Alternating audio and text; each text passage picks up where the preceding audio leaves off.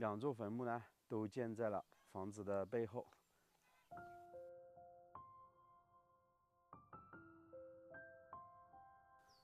在湘西的大山里面，我们今天误入了一处寨子，整个寨子有33户人家，全部都姓彭。这边是一个土家寨子，建在几乎山顶之上，这边的海拔将近有700多米，底下就是一座大型的水库。听寨子里面的老人说，以前这边是他们的祖先，也就是祖辈。听说啊，风水先生告诉他，这边啊地理位置非常的好，也就是风水很好。然后祖先呢就到山上来隐居，建了房子，整个寨子就这样子慢慢的发展起来。然后我进入寨子之后，发现一个奇怪的现象，其中有一栋木房子，看起来都建了非常的久，然后木房子的后面就埋葬了一座坟墓，在它旁边还有一座小一点的坟墓。后面村里面的老人就告诉我说，这就是他们的祖先。当年听说这边的风水很好，然后呢，过世了之后，后人直接把他埋葬在这边。他以前住的房子就在前面，那算是一栋人鬼同屋的房子。我们就带大家一起来了解一下这个村子的来历。这个寨子算是比较偏僻的，距离县城有27公里，距离镇上也有10公里左右，建在了山顶之上。以前这边啊都是不通公路的，如今呢，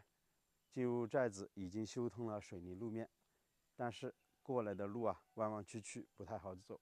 看这边就有座坟墓，然后旁边还有座坟墓，这块坟墓呢还立得有碑。两座坟墓呢都建在了房子的背后，距离房子仅有1米左右，非常非常的近。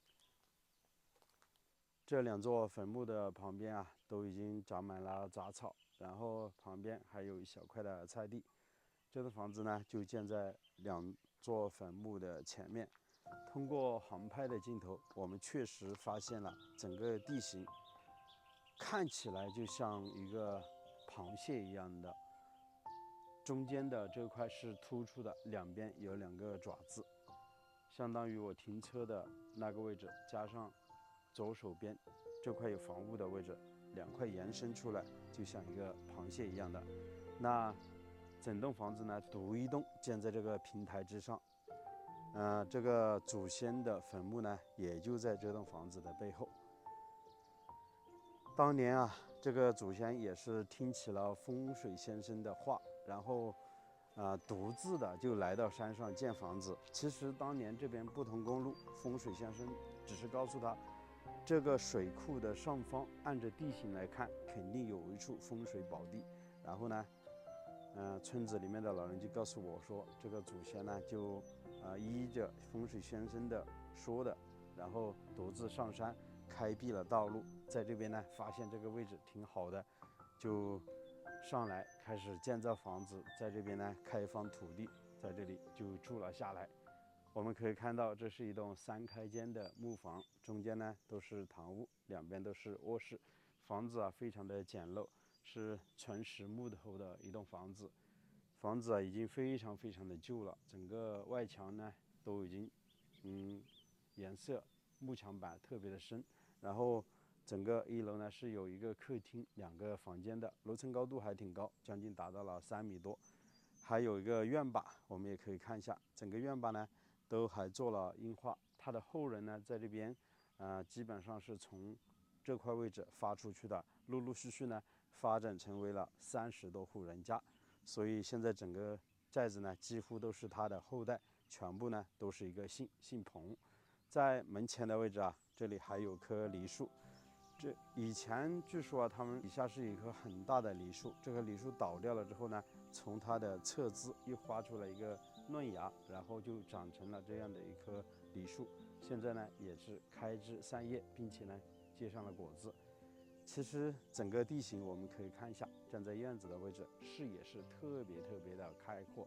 一眼呢就看到对面的笔架山。整个山峰啊是一个这样子倾斜上去的，在笔架山的山脚之下是一座大型的水库。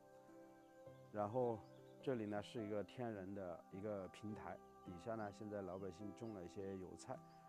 此刻呢已经是油菜收割的季节了。那边呢还有个老乡在那里忙着收油菜呢。我们首先来看一下这栋房子的左手边，是从后面的山峰慢慢的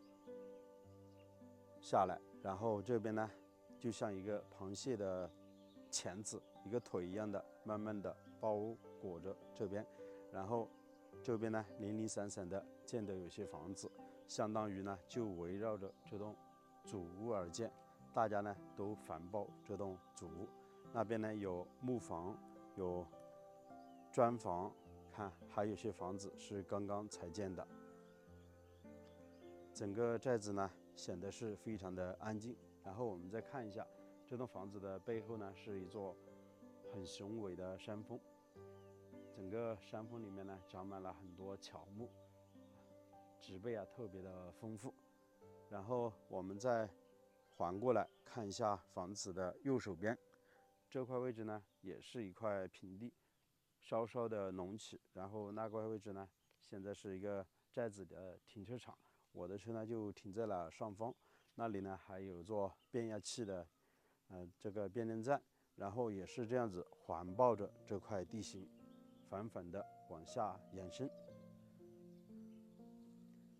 目前这栋房子啊是没人在这边居住的，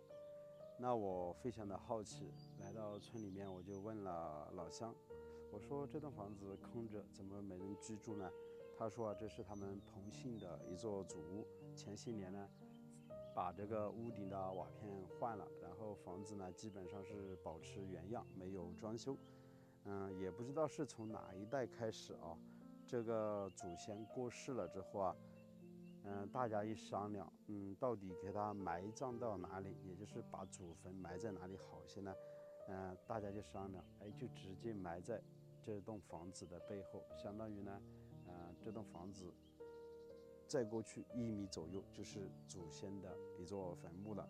然后主屋的旁边啊，大家都是不建房子的，相当于呢是沿着主屋的旁边去建，大家呢把主屋给包围着。相当于呢，就是一个大家族紧紧地围绕着祖先的坟墓，还有祖屋这样子去建造房子。看得出啊，这个一大家子，姓彭的这一大家子啊，特别的团结。据村里面的老人说，在他们寨子里面呢，也出现过很多优秀的学子到外地去工作的，然后在单位里面上班的。有的呢，甚至也还当了一些官的，有的呢也比较有钱，说明当年这个风水先生给这个祖先指点这一下，还是很有益处的，相当于呢是造福了子孙后代。以前这边啊都是没有杉木的，全部都是松树，所以建的房子我们都可以看到，整个幕墙板包括这些立柱啊都是松木所建的。为什么这么说呢？看，这些都是松木的一些油脂，已经随着时间的推移，慢慢的这些油脂呢已经裸露出来了，相当于呢这个木板里面是有那种油膏的。看这个、还有这个，都是一层厚厚的油膏。这样的油膏呢，我们在小时候经常会把它劈开，然后当引火的工具，打火机一点就燃了。然后大家还可以看到一些老物件，这是一把锯子，将近有1米多长呢。然后这个是锯那个木板的，很大，要2个人拉呢。整栋房子啊，现在显得特别的陈旧，然后这个木板呢颜色都是特别的深，也不知道什么原因，在主屋的门板之上，当地人还挂了这样的一个类似于稻草的，这个也不知道起什么作用。其实整栋木房子的结构啊都还挺好的，然后适当的给它整理一下，再做一个简单的装修，还是能够助人的。这样子闲着确实也挺可惜的。刚才我还问了老乡们，他说房子啊还通水通电。但是还就是那个问题，房子的背后啊，仅有1米就是2座坟墓，不知道这样的房子啊，是否外面的一些朋友敢来居住呢？好了，我是石头，这期的视频啊就为大家分享到这里。喜欢我的视频啊，记得点个订阅，我们下期再见，拜拜。